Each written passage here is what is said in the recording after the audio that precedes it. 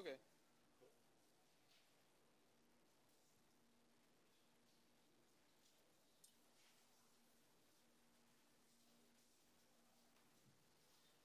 know these guys will all appreciate that you switched your time.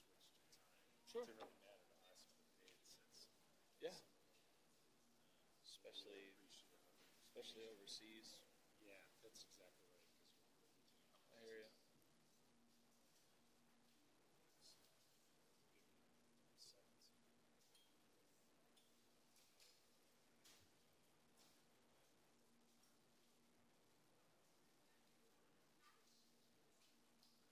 What's that, all black?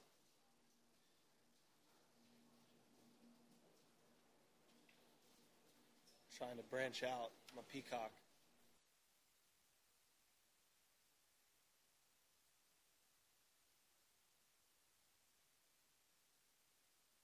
Quail Hollow Club. Pleased to be joined by three-time major champion Jordan Spieth. Jordan, welcome to your 5th PGA Championship, and especially in lieu of your victory a couple weeks ago. Curious how, and you've had a wildly successful year. Curious whether you think you're playing golf better this summer or this year compared to 15. Different parts of my game were better in 15, and different parts of my game are better now. I felt like around the greens and on the greens I was stronger in 2015, but I feel like my ball striking is, especially my iron, plays better now than it was then. So each is translating into somewhat similar scoring.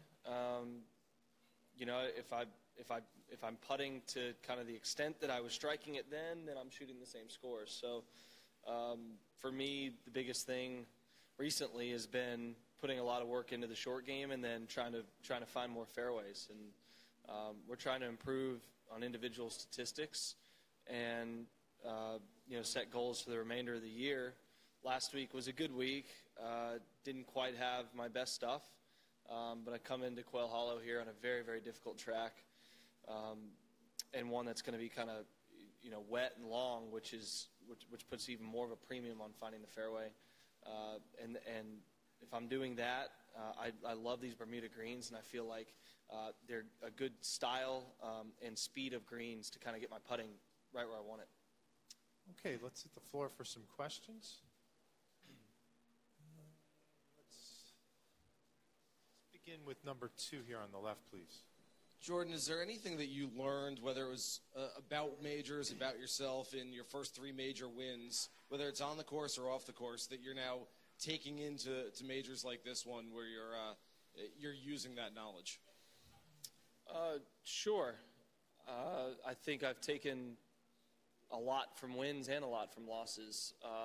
Specifically, yeah, there are things, but it's kind of what we like to keep to ourselves. But yeah, gaining the confidence, and each win was very different from each other, each one of the major wins. And then I've had a few where I've had a chance to win where I haven't, and each loss was different. So, and that's probably going to be the way it'll continue to be. I mean, you very, very rarely have parallel wins. I mean, Tiger had very parallel wins in the way that he got it done, but that was almost like a robot, and don't really expect that to happen with myself based on what I've seen the first few times. So it's just about being able to adapt to situations quickly and use that to my advantage when front nines or back nines like I had on Sunday can be totally different from each other. Trying to adapt to create that kind of finish, or trying to adapt once at the Masters I got off to such a strong start the year that I won on the front 9 on Sunday, and actually each year I've had a chance to win there with such a solid front 9, and then went in and held it together on the back. So it's just they take different shapes, and so each one I can certainly take something out of. The British, I won without really feeling like I was putting well at all. I mean, the last 6 holes was by far my best putting the entire week. But to feel like you can go in and win a major and feel as uncomfortable as I did for a lot of it over the putter is extremely confidence building. I don't like it that way, and therefore I've been putting in a lot of work to try and just feel more comfortable and hopefully put better strokes on it. Let's go over here, number 4, please. Hey, Jordan, Patrick, CNN World Sport. Good morning to you. Rory McIlroy was paying tribute to your mental toughness yesterday. I wonder, how do you view the dynamic between the pair of you? How do you bring out the best in each other? And how do you view the stature of both of you as players now, elite players in the game right now? Well, it's kind of him. I think the same of him. Rory's a guy who is very difficult if you come into a one-on-one type situation, no matter where it is, and especially in majors, because he's not afraid to hit the shot. I mean, he plays so aggressively, and that's what you have to do to win. I mean, you're going to lose some tournaments because of it, but you're going to win a lot more than playing any other way. And he's proven that. I mean, he won this tournament by 8 shots. Obviously, that doesn't come from playing too safe. Even when you have the lead, he kept his foot on the gas pedal, and he's done that for dozens of worldwide victories. If you're matched up on Sunday and you get to choose somebody, you obviously want to be able to play against somebody like Rory, who has 4 major championships and is one of the top couple most accomplished players in this field. But he is one to fear in that position because of what he's capable of doing and how he's going to do it. So status in the game, how do we push each other? I think it's cool that we both had the success that we've had at such a young age, and I think the coolest part about it is the question of what's it going to be like for the next 20, 25 years. And that's what kind of is the exciting part when we think about it too. And we're friendly with each other and really want each other to do well, because it does push each other, just like all these young players in the game. I mean, it's not 2 of us. It's really 8 to 10 right now. Look at what John Rahm's done in his really first full year out here. Really incredible. A guy who's going to win major championships and be another guy to cope with.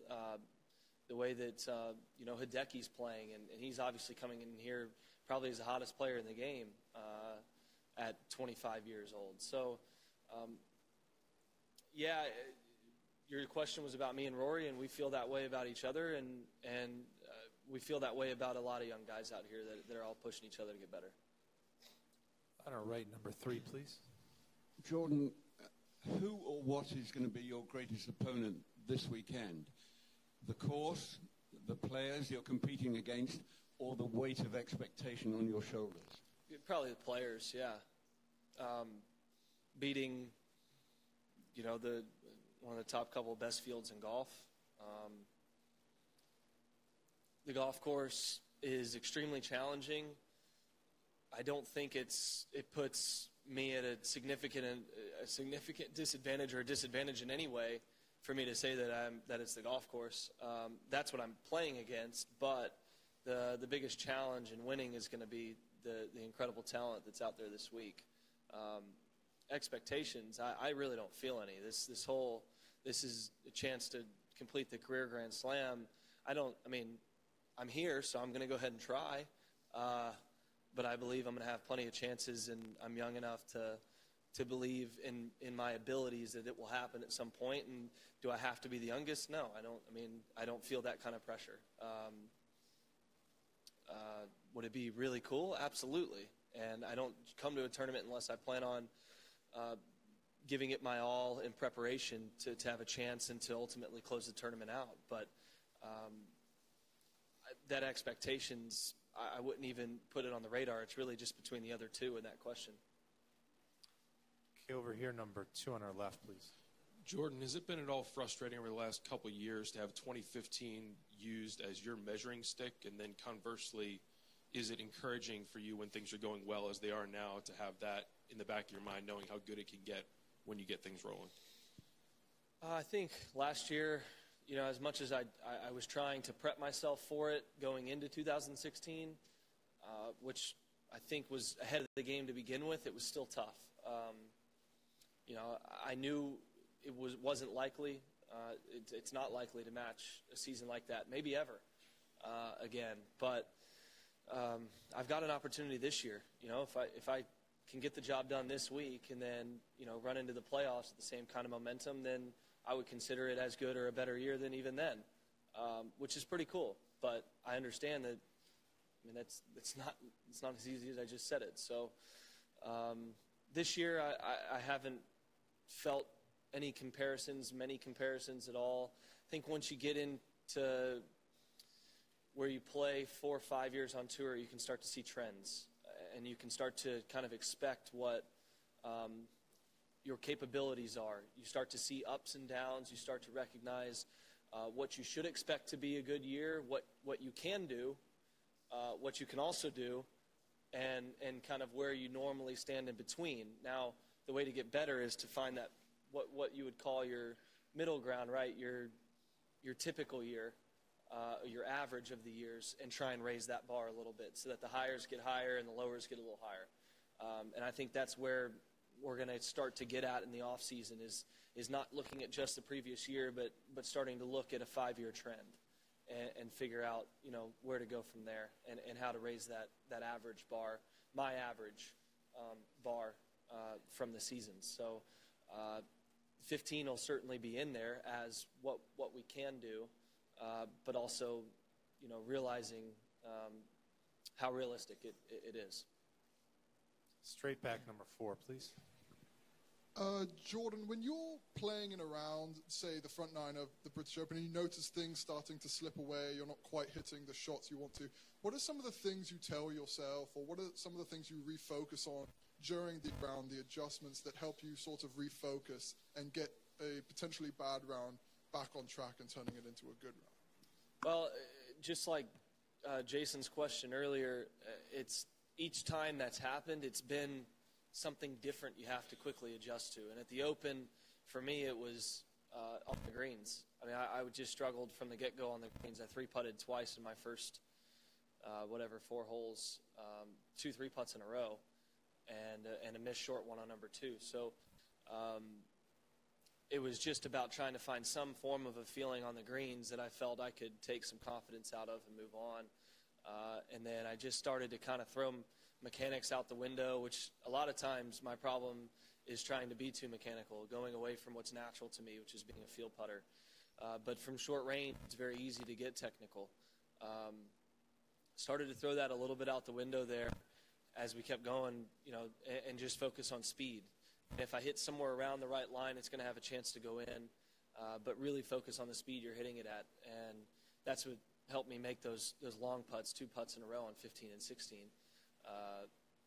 But it wasn't till really the one winning on 13 where I said, and honestly on my putt on 13, I thought I pulled it a little bit. And I thought it was going to go up and break to the left, and it kind of held pretty straight. It kind of went in. I think it still would have gone in had I hit my line. It would have been the other side of the hole. But when that went in, I stole a shot, and what do you know? You don't have to be perfect on the greens for the putts to go in, and it kind of freed me up a little bit. Sometimes it just takes something like that, an imperfection in a way that still was beneficial, and it caused me to drop the stress level, to kind of sit back and play a new tournament, almost feel like a new golfer at that point in time. And maybe the ability to change the way I thought that quickly is advantageous in what you're saying, but for me, sometimes it's just the actual experiences on the course more than it is a battle in the head. Let's go 1 and then 3. 1, please. Jordan, you mentioned the course conditions. I guess looking at the forecast for this week, how valuable has it been to be able to at least practice in those same conditions? Yeah, very. So they're sub-air here, and they're 15-month-old greens. And so you get these, my drives and everybody's are sticking, right? I mean, they stop where they land. So, I'm hitting at 290 instead of getting the rollout to 310. And I'm hitting 2 extra clubs into greens, but the greens aren't like the fairways. The greens are firm. The greens are really firm, and they're grainy. So you can land a ball into the grain in a lot of bowed greens. So you can land a ball within 3 paces of each other, and they can end up 40 feet apart. And you have to have unbelievable distance control out here once you're in the fairway in order to get the ball close to these pins. So it's going to be such a challenge to have close birdie putts out here from the looks of it. And so speed putting and obviously tricky little shots around the green become so important to save par, wait for the opportunities like the par 5s and a couple of the short par 4s. But it is valuable to have seen that. But I also recognize how hard it's going to be. This is going to be one of the most challenging tracks I think that we've played. The way that it's playing right now and the way it will continue to. This rough is brutal. This thick Bermuda rough. We just don't see it that often anymore. You know, we go, just don't. I grew up on grass like this, and Cameron asked me the other day, when's the last time you had played in Bermuda rough like this? The last time I could think of was Eastlake last year. I mean, that's how rare we see it now, and I don't even see it at home. The rough doesn't grow up that high, so it's an adjustment for everybody. 3, please. Hi, Jordan. A little more relaxed question for you. You know, Charlotte's a great golf town, but it also has so much to offer. What has impressed you most about Charlotte, and have you gotten to get out and try some of the food? Any cool restaurants? Went to Cowfish last night. That place was interesting. It was really good, but I had no idea how to feel going in with the menu. Just burgers and sushi, and then I needed like a 20-minute break afterwards to try and figure out what I just ate. You know, but it was good. Yeah, it's a beautiful city. Just driving around a little bit, just the massive trees. You get some rolling hills. North Carolina is a really pretty state. I came up here, go to Wilmington growing up every single year for a family reunion, and we normally fly into Raleigh and drive through the state to get over there. So I've got some family. My grandpa lives over there, so been playing golf in the state since I started to play golf. So, but in Charlotte, you know, this is my second time here. Don't really get an opportunity in a major week to get out and explore much, but certainly has a lot to offer from what I've been hearing and reading about. Straight back 4, please. Jordan, yesterday's announcement on the May PGA date, did you have any particular reaction to that, and also as it pertains to your hometown, if that is something you think maybe opens up the door for a possible PGA down the road in Dallas? I didn't have much of a reaction. It was something that us players have been in contact with Jay about for quite a while, and it's been in discussions, and I think it's really well done. What the scheduling changes going forward, I think players overall are extremely pleased with. We have yet to see what that will mean for the FedEx Cup schedule and really if the season's shortened or what exactly happens. But as far as moving the majors, the PGA up, the players then over, yes, it opens up a lot more venues. I think it's cool, not just necessarily for Dallas, but for the whole state of Texas. You can have it anywhere in the state in May, and for me to think of, you know, playing in my home state in a major championship, that would be incredible. I'm not sure what courses would be leading the charge for that, but I'm sure I've played them. Played all around the state, and it would be an incredible opportunity. Okay, we have about 4 or 5 minutes left. Let's start with 2.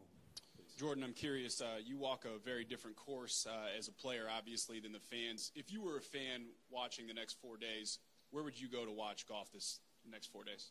Well, it depends. I think there's 2 types of fans. There's fans that would want to hang around 16, 17, 18, excuse me, and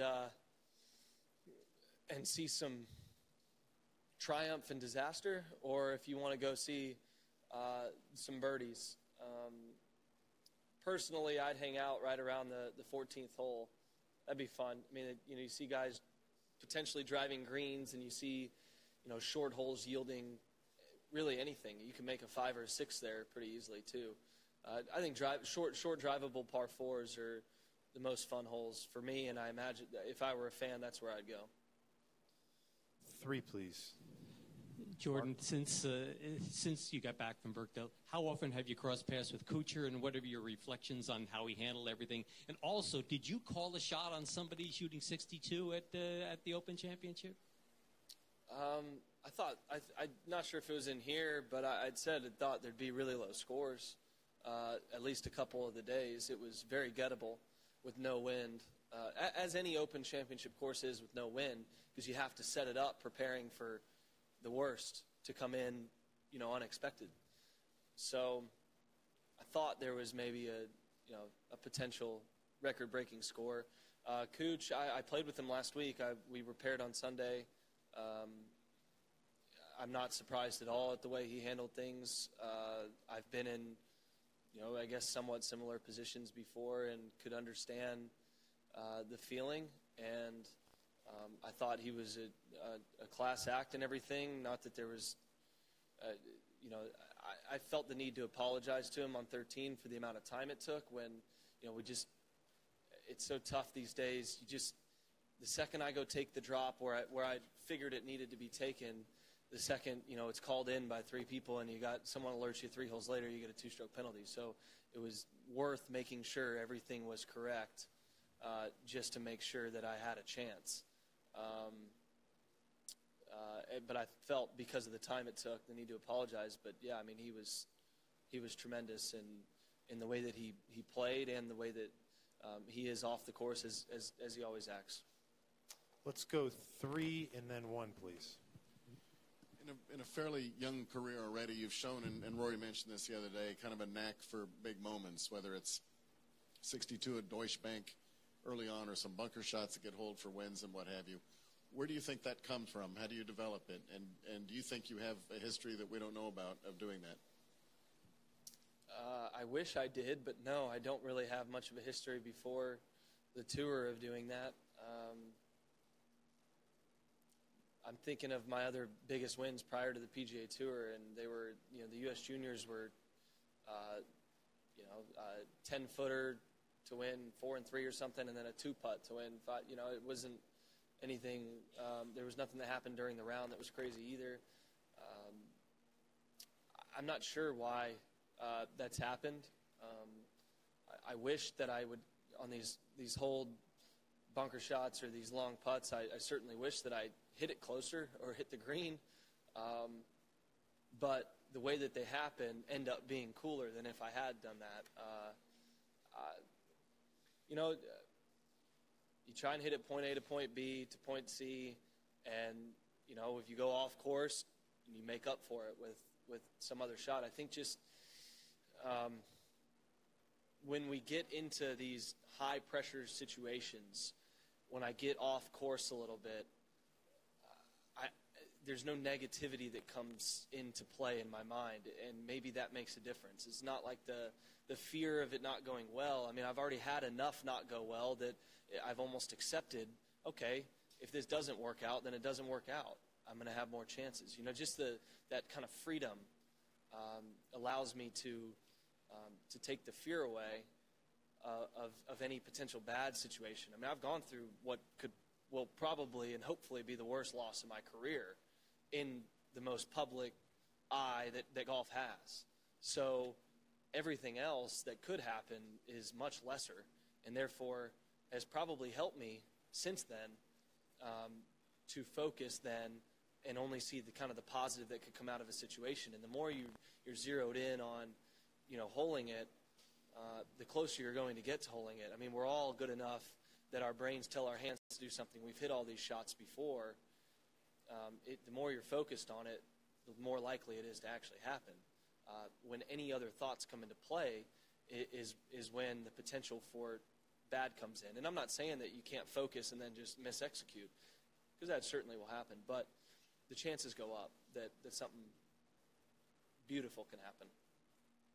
Okay, let's wrap it up with number 1, please. Hi, Jordan. Good morning. This is a follow-up to an earlier question. How do you not put the pressure on yourself and minimize the expectations this week, particularly because of your intensity? There will be pressure. This is a major championship. This is one of the 4 pivotal weeks of the year that we focus on. So there will certainly be pressure. I'm simply stating there won't be added expectations or pressure. How? I don't know. I don't feel it. It's not a burning desire to have to be the youngest to do something, and that would be the only reason there would be added expectations. The more years you go on playing PGAs and if I don't win one in the next 10 years, then maybe there's added pressure then. And hopefully we don't have to have this conversation in 10 years. But if we do, then it might be a different but, I mean, it was only 2 weeks ago that I was able to get the third leg, and that's so fresh in my mind. I'm so happy about that I can't add pressure to this week. I'm free rolling, and it feels good. I'm about as kind of free and relaxed at a major that I think I've ever felt, maybe since Chambers Bay, arriving at Chambers Bay after the Masters, and just, you know, I almost like I've accomplished something so great this year that anything else that happens I can accept, and that takes that pressure expectation away. Now, you get in the heat of things, certainly that changes things, because I recognize where we are and what it would mean to win a major, not anything else other than that. And so getting into position this week, this is a very, very, very tough course, and it's one that, you know, I need to drive the ball better than I've been driving it to have a chance to win this week. And I've been working hard on it and seen some improvements. So as long as I can do that, then I should have a chance. Jordan Spieth, as always, thank you for your time. Thanks, guys. Have a good week. Appreciate it.